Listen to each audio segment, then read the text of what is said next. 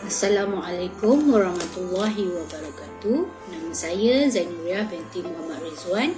Saya adalah pelajar dari program Ijazah Sarjana Muda dengan kemudian Psikologi. Pada hari ini saya akan membincangkan berkenaan dengan topik halangan dan cabaran serta keberkesanan komunikasi antara budaya. Halangan dan cabaran yang pertama adalah sifat etnosentrik. Sifat etnosentrik ini adalah sifat seseorang individu yang menganggap budaya mereka adalah lebih baik berbanding dengan budaya orang lain. Apabila wujudnya sifat etnosentrik ini, dia akan menyebabkan terdapat halangan dalam memahami proses komunikasi itu. Halangan yang seterusnya adalah berkenaan dengan sifat stereotip. Sifat stereotip ini adalah tanggapan individu berkenaan dengan budaya orang lain. Kenapa wujudnya sifat stereotip ini? Wujudnya sifat stereotip ini kerana adalah individu tersebut tidak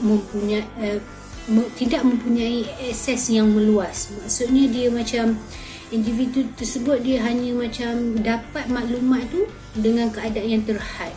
Dia tak research banyak tempat, dia hanya dapat dari individu tertentu sahaja.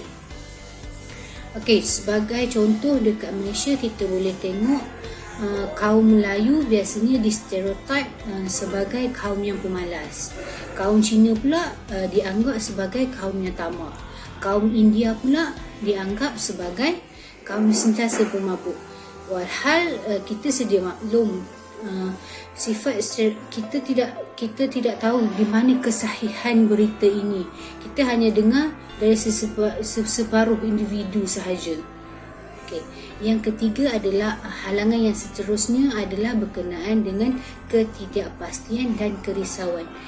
Biasanya perkara ni dia wujud macam individu lain dia berkomunikasi, dia rasa macam apa yang dia nak sampaikan bila dia berinteraksi, dia rasa macam betul tak apa yang aku sampaikan ni, macam kan tak faham bila aku cakap. Macam itulah dia macam bila wujudnya situasi ni, saya rasa kita perlu mendengar dengan memberi perhatian sepenuhnya apabila individu tersebut lagi bercakap.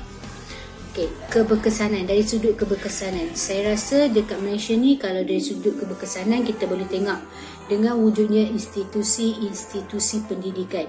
Apabila wujudnya institusi pendidikan ni, dengan secara tak langsungnya para pelajar dia boleh berkomunikasi dalam kumpulan. Contohnya study group lah. Dalam study group tu kita biasanya dia tengok ada 2-3 individu, dia dari kaum Cina ke, dari kaum India ke, dari kaum Melayu sendiri. Kita boleh memberi idea-idea melalui study group ni. Kat situlah wujudnya komunikasi antara budaya. Yang seterusnya kita boleh tengok dari sudut kita boleh bekerja dalam satu organisasi yang sama. Kita tak payah tengok jauh lah. Dia macam contohnya kita tengok dekat Pasaraya.